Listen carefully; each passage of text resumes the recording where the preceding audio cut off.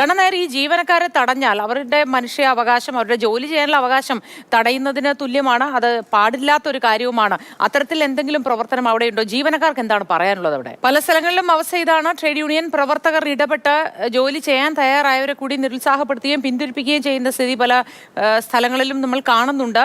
സമര അനുകൂലികളായ ജീവനക്കാരൊക്കെയും bus stand പരിസരത്തൊക്കെ നിൽക്കുന്നത് നമ്മൾ ദൃശ്യങ്ങളിൽ കാണുന്നുണ്ട്. കൊടിയേന്തി ബസ്സുകൾ ചില സ്ഥലങ്ങളിൽ തടസ്സപ്പെടുത്തുന്നുണ്ട് റൂട്ടുകൾ.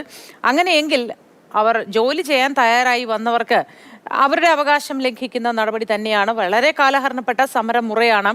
ജോലി ചെയ്തുകൊണ്ട് പ്രതിഷേധിക്കുക എന്ന പുതിയ രീതികളിലേക്ക് കടക്കാവുന്നതാണ്. പക്ഷെ എന്തുകൊണ്ട് ഇപ്പോഴും പൊതുജനങ്ങൾക്ക് ബുദ്ധിമുട്ടുണ്ടാക്കി, ജോലി ചെയ്യാൻ തയ്യാറായവർക്ക് ബുദ്ധിമുട്ടുണ്ടാക്കി ഈ സമരമുറയുമായി മുന്നോട്ട് പോകുന്നു എന്നതാണ് ചോദ്യം.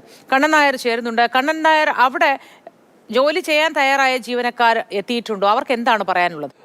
ജോലി ചെയ്യാൻ തയ്യാറായിട്ടുള്ള ജീവനക്കാർ നേരത്തെ തന്നെ എത്തിയിരുന്നു. അവരിൽ പല ആൾക്കാരും ജോലി ചെയ്യാൻ തയ്യാറുമാണ്. മൂന്നാറിലേക്കും അമൃത ആശുപത്രിയിലേക്കൊക്കെ തന്നെ പോകാൻ തയ്യാറായിട്ടുള്ള ജീവനക്കാരൊക്കെ തന്നെ ഉണ്ടായിരുന്നു. അവരൊക്കെ തന്നെ പോകാൻ തയ്യാറായതാണ്. ജോലി ചെയ്യാൻ വേണ്ടി വന്നതാണോ? അതെ, ആ വണ്ടിയുടെ കണ്ടക്ടറാണ്. പോകാൻ സമ്മതിക്കാതെ നിൽക്കുകയാണ്. എന്താ പറഞ്ഞു? എത്ര മണിക്കാണ് വരുന്നത്?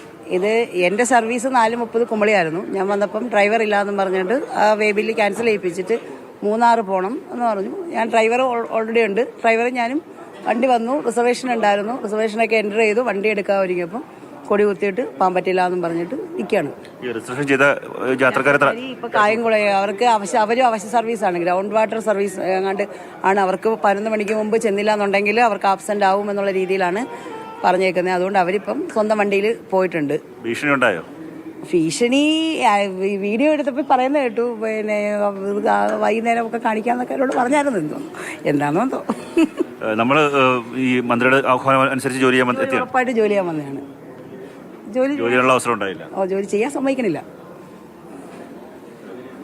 ജോലി ചെയ്യാൻ വേണ്ടി എത്തിയതാണ്. കാര്യം അവർ മൂന്നാറിലേക്ക് പോകേണ്ട, നേരത്തെ പോകേണ്ട ഒരു കുമളിയിലേക്ക് പോകേണ്ട ബസ്സിൻ്റെ കണ്ടക്ടറാണ്. ആ 4:30 പോകേണ്ട ബസ്സാണ്. പക്ഷേ ആ ബസ് ആ സമയത്ത് എടുക്കാൻ തയ്യാറായില്ല. അതിനുശേഷം മൂന്നാറിലേക്ക് പോകേണ്ട ബസ്സിൽ കയറാൻ ജോലി ചെയ്യാൻ ആവശ്യപ്പെട്ടു. പക്ഷേ ആ സമയത്തും ബസ് സമരാനുകൂലികൾ തടയുന്ന ഒരു സ്ഥിതിയാണ് ഇപ്പോൾ.